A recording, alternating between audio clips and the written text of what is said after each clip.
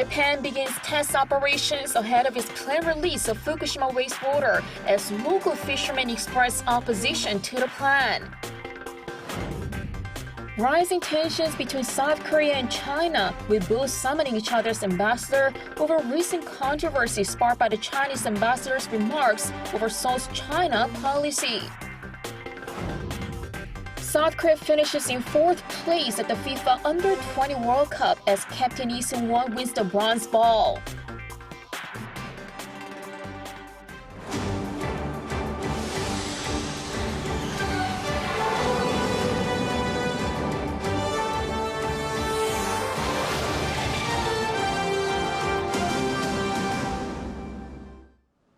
Good afternoon. Starting today, Japan is conducting trials on the operation of discharging wastewater from the destroyed Fukushima nuclear power plant. Local residents and fisheries remain opposed to the plan, citing potential damage to the fishing industry caused by anxiety among consumers. Shin Se-byuk reports. Starting Monday, Japan is carrying out a 2-week test run on the process of discharging nuclear contaminated water from the wrecked Fukushima Daiichi nuclear power plant.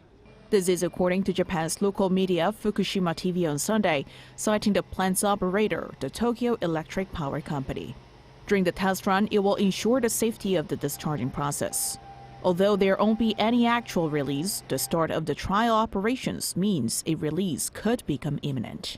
Last week, Japan sent some 6,000 tons of seawater into a 1-kilometer-long underwater tunnel built in the nuclear power plant.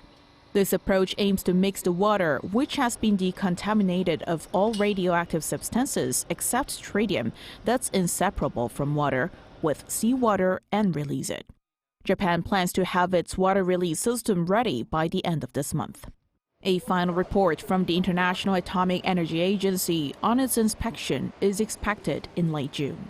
Once everything is completed, Japan plans to release more than 1 million tons of contaminated water currently stored at the stricken power plant. Meanwhile, Japanese authorities are facing fierce opposition from local fishermen. Last Saturday, Japan's industry minister Yasutoshi Nishimura met with local fisheries representatives to seek their understanding for the plant release. Their representatives expressed grave concerns over the plan, saying the move is fueling anxiety about the future of fishing operations.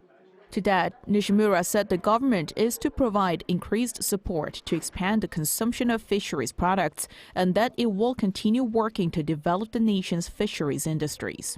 Japan plans to release the contaminated water into the sea this summer, while pledging it would not dispose of the contaminated water without consent from concerned parties.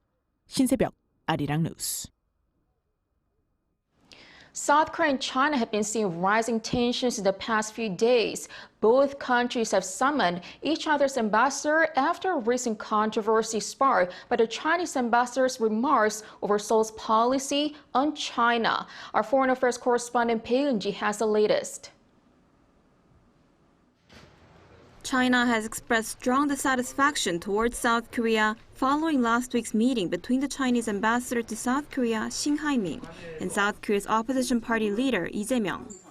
In a statement on Sunday, the Chinese Foreign Ministry said that its assistant foreign minister called in South Korea's ambassador to Beijing, Chung Jae-ho, and conveyed Beijing's serious concern and dissatisfaction over Seoul's, quote, unfair reaction. This comes as tensions between the two countries have been rising after the Chinese top envoy to Seoul criticized the Yoon administration's foreign policy being focused on the U.S., saying that it was wrong for Seoul to bet on China losing. Some are betting that the United States will win and China will lose, but clearly this is a misjudgment. In response, last Friday, South Korea's foreign ministry summoned the top Chinese envoy, warning that such remarks were absurd and provocative. Seoul's first vice foreign minister, Chang Ho-jin, said the remarks run counter to the Vienna Convention, as it can be considered as an attempt to intervene in South Korea's domestic politics. Under the Vienna Convention, an international agreement on diplomatic relations, sovereign countries have a duty not to interfere in a country's internal affairs. Separately, Foreign Minister Park Jin also strongly criticized Shin's remarks, saying that the ambassador went too far. Bae Eun-ji, Arirang News. In a couple of hours, officials from the Yoon Seung-won administration will be questioned by lawmakers at the National Assembly on political and diplomatic issues gripping the country. Those include Japan's planned release of its Fukushima wastewater and the expert delegation South Korea sent last month to inspect on the power plant's water treatment facilities, a measure the main opposition Democratic Party of Korea has cast doubt on. Also likely to be discussed are the controversies surrounding opposition chief Lee Jae-myung's recent meeting with China's ambassador to South Korea Shin Hai-ming, which has led to uproar from the ruling People Power Party. The rival parties will also likely clash on how to deal with the National Election Commission, currently mired in an employment nepotism scandal. As South Korea continues its efforts to recover debris from a North Korean rocket following the regime's failed satellite launch, NK News citing anonymous source suggests that China may be conducting a simultaneous search operation for the debris. The publication's ship tracking data seemingly backs up the claims, showing several Chinese vessels near the designated recovery site. According to the United Nations Convention on the Law of the Sea, both South Korea and China possess legitimate rights to claim any discoveries made within this maritime zone. The debris is deemed a critical source for inspecting the regime's current stage of nuclear and missile development. Now, after spending a busy month full of diplomatic events on the calendar, President Yoon Seung-yeol's recent focus has been on the domestic front. The president has been traveling to different parts of the country with his key agenda of balanced regional growth taking shape. Our top office correspondent Kim Do-yeon reports. South Korea has one of the fastest decreasing populations in the world, with small rural towns facing the risk of disappearing. And with the government and opposition lawmakers making clear the importance of promoting balanced regional growth, President Yoon Seung-yeol has highlighted an underlying vision of his that has been no secret since his election. 저는 평소 지역 균형 발전 전략으로 공정한 접근성, 또 재정 권한 강화, 그리고 지역의 특화된 산업을 지역 스스로 선택해서 결정하는 이 세 가지가 균형 발전의 기본이라고 생각을 해왔습니다. And this past week, the president put his words into action. On Monday, he went to the western port city, Incheon, where the new overseas Korean agency opened up. 전 세계에서 민간 경제 외교 사절로 활약 중인 재외동포의 네트워크 허브가 될 재외동포청은 인천이 글로벌 도시로 성장하는 데 큰 동력이 될 것입니다. On Wednesday, he went to Cheongju City for the groundbreaking ceremony of a high-speed railroad. 5성의 철도 산업 클러스터를 조성하고 기존 생명과학단지를 K바이오 스퀘어로 탈바꿈하여 충북을 국가 첨단 산업의 중심으로 육성할 것입니다. On Friday, he went to Gangwon-do province, which has recently become a special self-governing province. This was one of the most notable domestic achievements that has support across the political divide. While the effects are not going to be immediate, experts say this is a forward-thinking move. There are differences in each region, and the national government has limits in terms of managing them. Now, if local governments can make decisions for themselves, they will be able to consider different aspects themselves and make more reasonable decisions. But for the results to show, it'll take some time. Next in line for an upgrade is Jeollabuk-do province, which in January will also become a self-governing province. The president shifted focus this week after spending the month of May engaged in diplomatic events which earned him favorable approval ratings from his foreign policy achievements. So, why a sudden turn to domestic politics? Pundits are pointing to the general elections next April. He needs to boost his approval rating for the general elections next year, and in that case, he needs to win the hearts of the voters in different regions. However, if he does that too close to the election, he will get criticized by the opposition, and there are legal limits, so he is working on it now. Experts also say that while much of these policies have been supported by both parties, it is likely that the general public will remember the president's role. And there's one related key achievement that could yet come as we wait to see if Busan wins the bid to host the 2030 World Expo. Kim Do-yeon, Arirang News.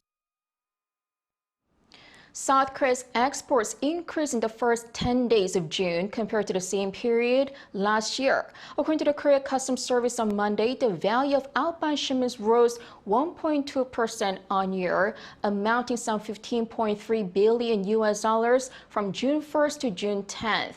But the agency attributes the increase to more working days this year, adding that the average volume of exports during that period actually declined by 6%. That in line with the recent trend where the nation's exports have been falling for 8 consecutive months. But the size of trade deficit narrowed in early June on falling value of imports.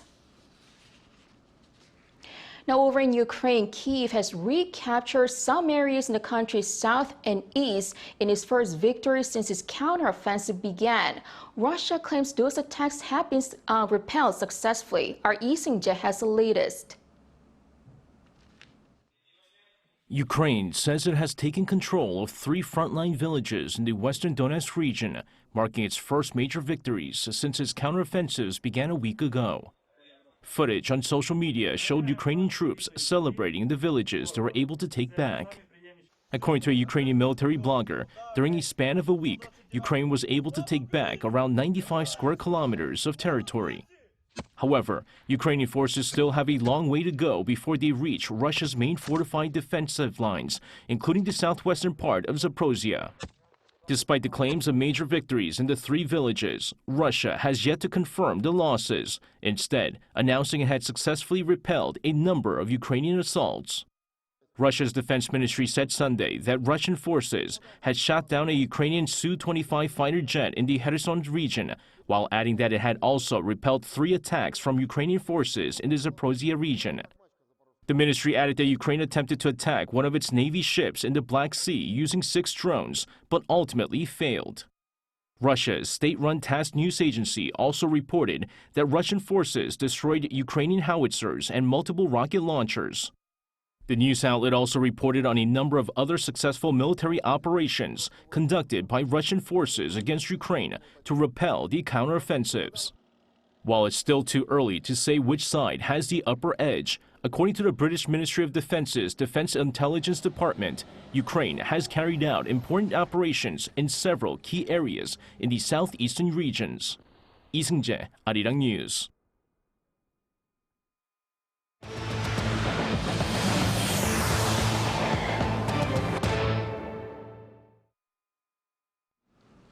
South Korea finishes in 4th place at the FIFA Under-20 World Cup as captain Lee Seung-won wins the bronze ball. Our Choi Soo-young has more. South Korea's Under-20 national football team took 4th place at the 2023 FIFA U-20 World Cup. They played their last match in Argentina, the 3rd-place playoff against Israel, in the early hours of Monday morning Korea time. Israel took the lead after 19 minutes before South Korea's captain Lee Seung-won scored a penalty 6 minutes later. But Israel scored twice more in the second half to win by 3-1. South Korea's 4th place finish means they are the only Asian country to reach the last 4 in 2 consecutive Under-20 World Cups. Korea reached the final in 2019 while the 2021 tournament was cancelled due to COVID-19. An exhausting 1-0 win over Nigeria in a game that went to extra time got South Korea through the quarterfinals, but accumulated fatigue from the previous matches caught up with the young Tiger Warriors, who lost late to Italy in the semi-finals. Captain Lee Seung-won impressed for South Korea and won the bronze ball, given to the tournament's 3rd best player. Lee scored 3 goals and got 4 assists. Those 7 attacking points means he surpassed Lee Gang-in, the MVP in 2019. Uruguay won the championship for the first time by beating Italy by 1-0 in the final. The exciting 21-day journey has now come to an end, but a bright future lies ahead for the young Tiger Warriors.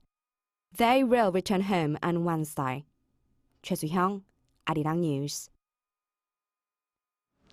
K-pop boy band Stray Kids has topped U.S. Billboard's main albums chart for the third time with their third full-length album, 5 Star. According to Billboard on Sunday, Stray Kids' new album went straight to the top of the Billboard 200 chart for this week, with 249,500 equivalent album units earned in the United States.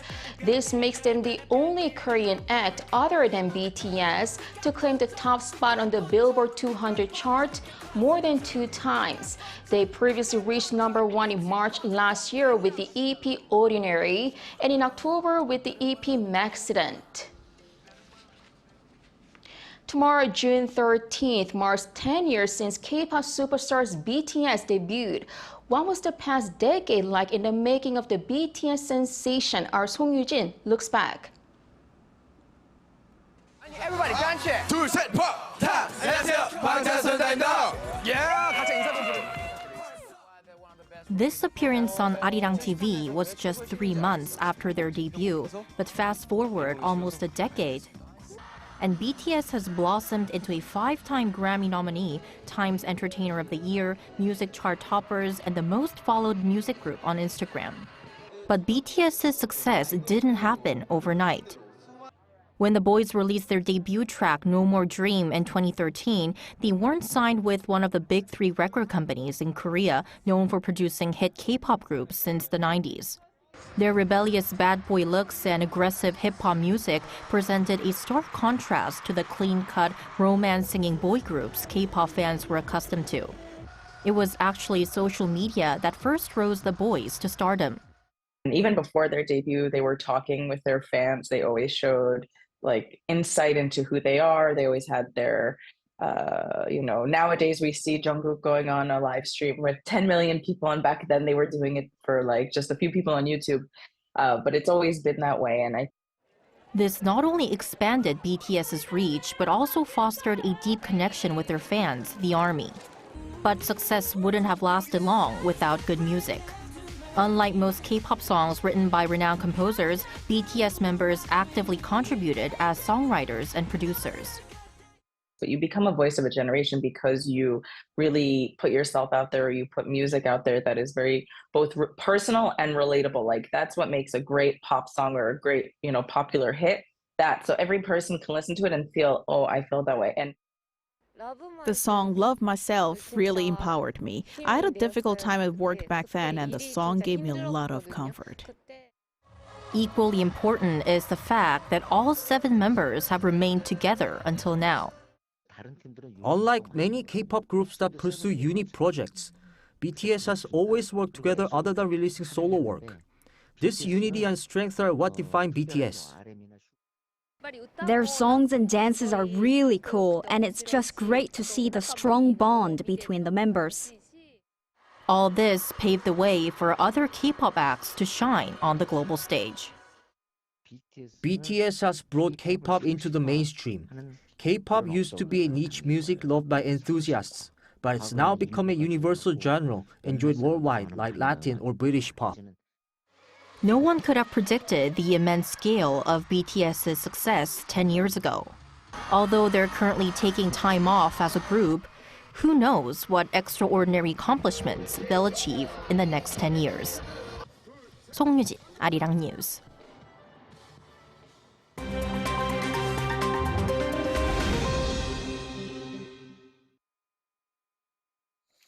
Let's take a look at what's going on in the world now. In the Red Sea, search teams are looking for 3 missing British tourists. The tourists disappeared after the boat they were on suddenly caught fire on Sunday local time off the coastal city of Marsa Alam. The boat was carrying 15 British tourists, 12 crew members and 2 guides. All passengers except the missing 3 have been rescued. The boat was on a 7-day dive cruise and was due to return to port on the day of the fire. According to a spokesperson for the boat's operator, the fire started while the boat was at a popular diving spot. Early investigations indicate that an electrical fault in the boat's engine room may have caused the fire. In Colombia, 4 children were found alive on Friday evening after surviving in the Amazon rainforest for 40 days. The children, aged between 11 months and 13 years, were stranded in the jungle after a private Cessna plane they were on crashed. A pilot and co-pilot died immediately, and the children's mother reportedly died 4 days later. The children were able to survive by eating cassava flour and fruit seeds. Rescue teams said that the children survived for so long due to their indigenous roots, which made them immune to certain diseases. They also knew how to find food and water. The search operation included over 100 Colombian Special Forces troops and more than 70 indigenous scouts. Moving over to sports, Novak Djokovic has broken the world record for the most Grand Slam titles ever won.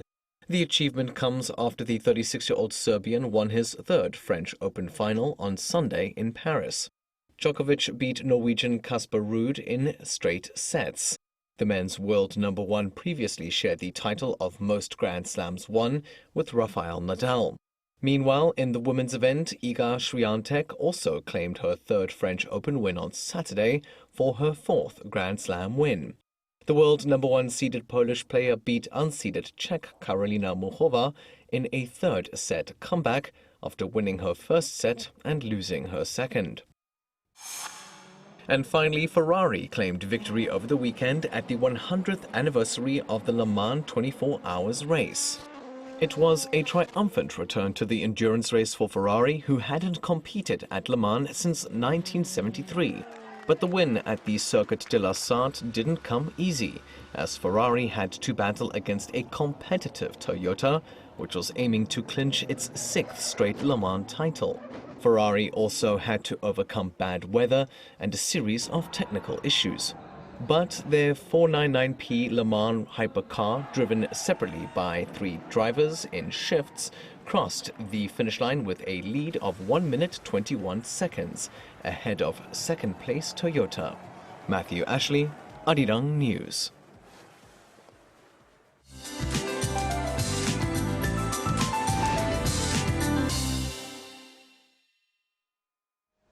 Good afternoon. Since we entered June, we are getting frequent passing rain due to atmospheric instability. There were even reports of a devastating lightning strike incident over the weekend. So if you see lightning and hear the rumble of thunder, be sure to get inside right away. A new week kicks off with a chance of more passing rain with up to 50 millimeters in the forecast. Precipitation could vary depending on the region though. But until it starts to rain, skies will remain clear with very strong UV rays in most parts of the country. Ozone levels will be high in most regions except in Gangwon-do and on Jeju Island.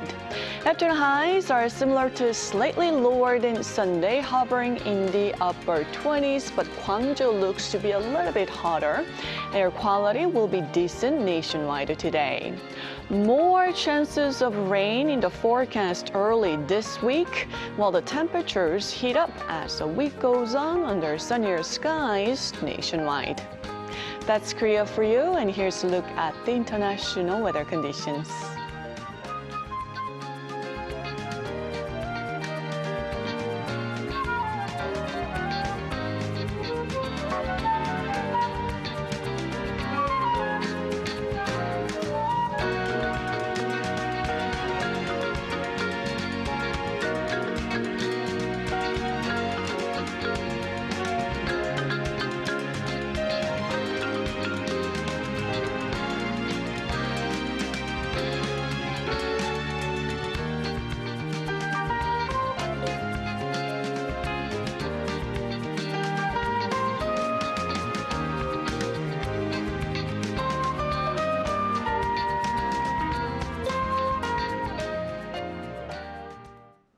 Thank you so much for watching. Have a great rest of the day.